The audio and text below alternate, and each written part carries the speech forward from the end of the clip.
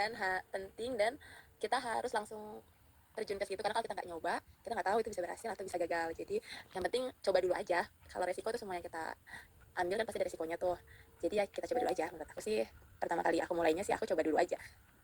Nantinya bakal maju apa enggaknya urusan nanti. Awal mulanya juga dia rasa nggak segede itu sebelumnya. Mengambil resiko dan berani mencoba. Aku ya benar-benar harus memikirkan ya sebelum aku terjun ke menu itu. Ini aku ngomong ke menu yang aku ya, soalnya kan aku di toko roti ya, jadi aku nggak bisa. Jadi aku contohnya seperti itu biar kalian gampang. Menu itu benar-benar bakal disukain gak sih sama orang-orang di sekitar itu. Kalau memang disukain, jadi aku harus coba tuh di menu itu, coba beli bahannya, terus coba buat, baru coba keluarin. Kalau misalnya nantinya menu itu nggak laku, ya udah kita coba yang lain lagi, menu yang lain lagi, sampai kita temuin menu-menu yang orang-orang pada suka gitu. Yang pertama pasti online, karena sekarang orang-orang tuh pada mager keluar-keluar. Jadi awal mulanya Ria Rasa itu dia tuh cuma online aja di rumah pakai IG pribadi aku gitu. Jadi aku harus mencari pelanggan di online dulu. Kalau sudah pada tahu, baru aku bisa buka toko. Itu nggak sulit. Jadinya kalau kamu buka toko dulu nih, orang-orang banyak yang belum tahu kamu. Pertama kamu udah rugi bayar sewa toko, kedua kamu udah rugi bahan-bahan, orang-orang belum banyak yang tahu gitu. Jadi awal mulanya kamu harus online dulu buat cari pelanggan gitu. Kalau aku, menurut aku sih gitu.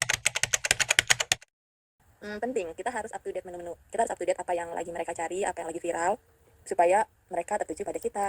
Oh, dia rasa lagi ada menu viral nih, ayo kita ke sana.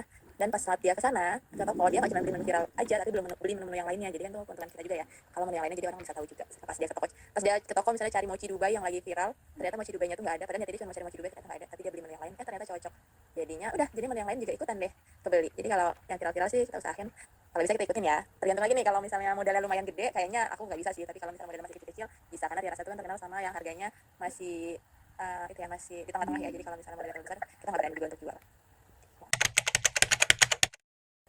Antara karyawan itu dari awal, karyawan kok dia muda dan tua. Kalau yang orang toko itu harus yang muda-muda. Kalau yang dapur itu harus yang tua-tua. Dari situ aja udah berbeda pikirannya mereka, tua dan muda. Jadi sering ya cekcok lah. Tapi lagi-lagi mereka kan di bawah, mereka kan semuanya di bawah itu aku ya, SOP aku ya. Jadi mau nggak mau mereka harus ikutin SOP aku. Jadi kada sebelum kamu punya karyawan, kamu harus punya SOP dulu. Kamu harus kasih tahu dulu hal-hal apa yang boleh dan nggak boleh dilakukan sama karyawan. Jadi saat dia mau melakukan kesalahan, dia pikirin lagi, dia ingat lagi, jadi dia nggak jadi gitu. Jadi awal mulanya kalau punya karyawan, kamu harus punya SOP dulu untuk supaya karyawanmu tahu hal-hal apa yang boleh atau nggak boleh dilakuin. Aku asal muasalnya mertua aku itu udah punya karyawan untuk kirim snack ke tambang. Awal mulanya gitu, kirim snack ke tambang itu kita udah punya karyawan banyak. Tapi saat covid itu kan tambang itu pama itu pengurangan karyawan, jadi otomatis snack yang kita kirim juga dikurangin. Setelah snack yang kita kirim dikurangin, otomatis gajinya mereka karyawan mertua aku tuh dikurangin juga. Awal mulanya karena itu.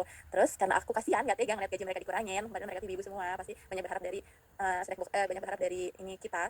Jadi aku awal mulanya aku cuman coba-coba, itu dari modalnya semua dari mertua aku cuman bilang, mama cobain deh menu yang lagi viral. Saat itu lagi viral tuh Korean garlic. Jadi aku modalnya itu cuman beli nggak banyak sih, karena awal mulanya aku cuman coba-coba buat Korean garlic dari karyawan mertua aku. Terus aku videoin di Instagram pribadi aku, open PO siapa yang mau beli gitu. Awal mulanya mungkin modalnya kayaknya aku nggak ada keluarin uang deh, aku cuman modal posting aja deh karena udah ada karyawan punya mertua aku gitu. Jadi aku cuma modal posting aja, mungkin ya modalnya beli bahannya kali ya, beli bahannya mungkin 200 ribuan lah. Korean garlic kan pakai cream cheese ya, zaman itu kan cream cheese masih mahal, cream cheese, keju, pepperoni gitu deh gitu. Jadi awal mulanya kita udah punya karyawan, jadi kita cuma keluarin modal saat itu aja untuk menu launching pertama kita gitu. Jadi modalnya itu dari keuangan keluarga ya? Dari keuangan keluarga ya, dari keuangan mertua aku sih. Pertama, siapkan fondasi yang kuat, tempat-tempat yang benar-benar terjangkau. Pokoknya kalian harus perhitungkan dari awal supaya usaha kalian itu keuangannya bisa berjalan dengan lancar. Kalau aku, ya itu tempat yang aku punya itu aku udah punya sendiri, jadi aku bisa hal ini bisa berjalan gitu. Permodalan dan pembiayaan. Kalau modal itu yang kita keluarin kayak tepung dan lainnya. Kalau biaya itu kayak kerusakan oven dan lain, itu kan banyak ya biaya yang kita keluarin untuk gaji karyawan dan lainnya. Kalau modal itu kalau modal itu aku harus punya, dana itu selalu ada tiap bulannya untuk modal aku. Nah biaya itu aku ambil dari penjualan aku setiap harinya. Jadi kalau misalnya setiap harinya pasti ada pengeluaran kan, kayak ada yang rusak lah, ada yang inilah, ada yang itulah gitu. Nah itu dipisahin sama aku, sama modal yang awal mula aku pakai. Setiap bulan kita ngeliat modal nih, misalnya setiap bulan itu aku nge-save uang, anggaplah ya 20 juta aku nge-save uang untuk modal. Tapi bukan untuk biaya-biaya di luar itu misalnya. Itu hanya untuk belanja aja. Bukan untuk gaji karyawan, bukan untuk biaya kerusakan lainnya. Kalau biaya kerusakan dan gaji karyawan itu dari penghasilan dari toko Ria Rasa yang tiap hari kita jual. Kita ambil dari situ. Jadi setiap bulan kamu harus nge-save uang 20 juta buat modal ke depannya, sisanya kamu pakai untuk biaya-biaya lainnya di luar itu gitu. Nggak pernah, karena pertama aku nggak mau itu karena itu kayaknya sulit deh untuk aku membayar, karena kan berbunga ya. Aku nggak bisa bayangin aja sih, semoga nggak kejadian kayak, dan nggak pernah. Mungkin kalaupun aku butuh, mungkin aku pinjam dulu ke saudara-saudara aku bukan ke bank atau ke gitu. Jadi kalau bisa sih nggak perlu dulu. Tapi kalau kamu mau usaha kamu besar tuh, kayak pengusaha besar pasti dia butuh modal ya, kalau besar pasti ke bank. Dan tapi karena Ria Rasa masih sekelas UMKM, jadi sebaiknya kayaknya belum perlu. Semoga kalaupun nanti itu mungkin aku juga bakal pinjam kayak gitu kali ya kalau pas mau dibesarin. Belum kepikiran sampai sekarang gitu. Dari akunya sih jangan mudah menyerah, berani menghadapi resikonya, percaya diri aja sama produk kamu, terus itu berani mempromosikan, pakai promosiin, terus iklanin terus sampai orang itu pada tahu kalau kamu tuh jualan itu. Dan pede, jangan gengsian, jangan malu untuk promosiin jualan kamu. Terlalu banyak mengeluarkan modal kali ya untuk usahanya. Kalau aku sih, menurut aku kalau baru mulai usaha jangan banyak keluarin modal, dan kalau bisa kalau baru mulai usaha itu jangan pakai modal bank atau koperasi, modal sendiri aja. Jadi kalau rugi ya kita aja rugi, maksudnya kita nggak perlu pusing untuk bayar ke bank atau koperasi kalau rugi gitu. Saran aku, kalian coba aja hal-hal yang menurut kalian, misalnya kalian lihat di sosmed nih, aku tuh sering banget lihat di sosmed, bagusnya orang jualan bed cover, ya udah coba aja beli 1 atau beli 2 di online, terus promosiin pakai uang sendiri tuh. Kita kan nggak tahu nih, aku sebelumnya tuh bukan jual tiara saja, aku sebelumnya tuh jual nasi liwet, jual bola-bola susu, terus jual waktu SMA aku jual gelang-gelang, pokoknya aku mulai aja jualan, nggak tahu deh itu bakal berkelanjutan atau enggak, yang penting mulai dulu. Jadi kalau kalian mau berwirausaha, kalian nggak perlu nunggu momennya, kalian mulai aja dulu. Mau kamu lagi suka skincare, beli aja 2 atau 3, jadi coba deh promosiin. Jadi kalian bentuk aja dulu Instagram sosmedmu itu, orang-orang pada follow kamu karena orang-orang tuh penasaran sama jualan kamu gitu. Jadi peluang saya bagus, cari aja di Instagram yang lagi viral. Biasanya pasti banyak orang cari kan, kalian lagi viral-viral gitu, jadi ya itu peluang kalian. Tapi biasanya kalau aku itu, kalau viral tuh dia cepat tenggelam sih.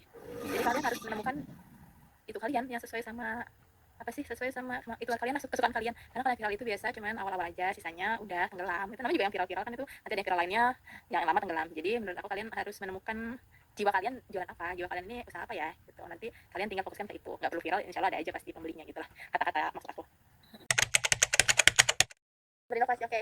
Berapa penting karena contoh lagi ya, rasa aja. Rasa itu dulu rasanya itu jadul-jadul, kue tarnya juga jadul-jadul, tapi makin kesini kita makin berinovasi buat yang kekinian, kayak bento cake, kayak kue tar yang di koper-koperin. Dulu itu kue tarnya cuma dari krim-krim aja, jadi kita harus berinovasi makin kesini makin lebih baik, makin lebih kekinian. Misalnya dulu itu juga kita jualan apa yang jadul banget ya, kita udah ganti deh ke yang lebih kekinian gitu. Dulu kita pernah jualan brownies, tapi brownies itu jadul bentuknya. Sekarang kita jualan brownies yang agak kekinian dengan tambahan sisa gitu yang lebih kekinian juga.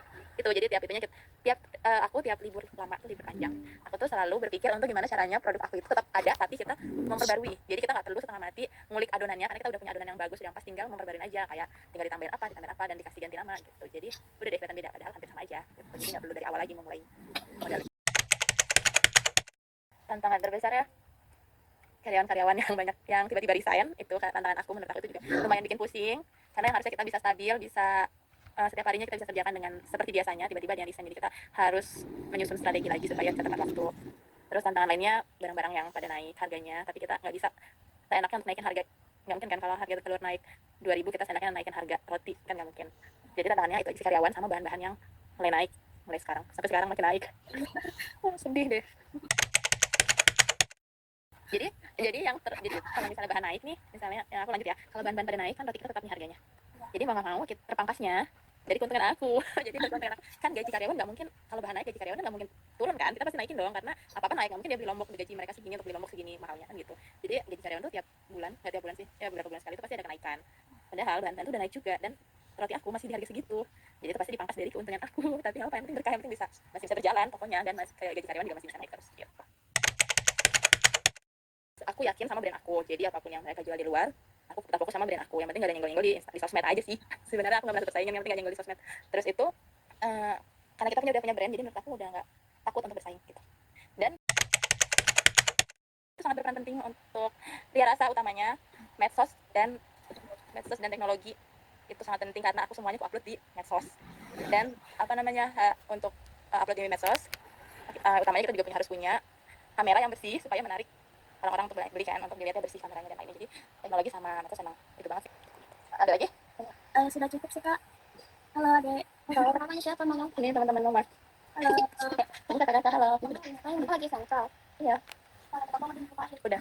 Oke, ada lagi? Kalau ada apa-apa info aja ya. Kalau ada yang kurang jelas, kalian berpisah jadi sendiri. Kalau ada yang kurang pertanyaan, nanti telepon aja aku. Oke. Terima kasih banyak ya kak. Makasih ya. Terima kasih banyak ya kak. Bye. Sampai jumpa. Apa kalau ada kurangnya? Nggak apa-apa. Nggak ada sih, aman aja. Maaf juga ya kalau harus mikir jawaban aku sendiri.